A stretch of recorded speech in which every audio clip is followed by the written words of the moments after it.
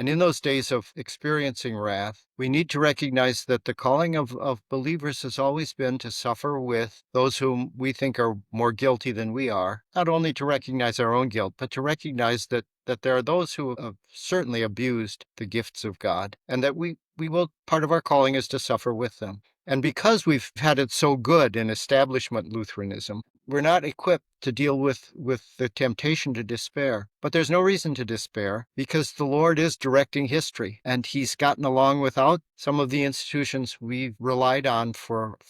stability and so forth in our lives. But it's ultimately the stability that the Lord gives that enables us to be the people who have died to sin and been raised with Christ. And so we can live quite freely as those who may suffer in various ways with our fellow citizens, and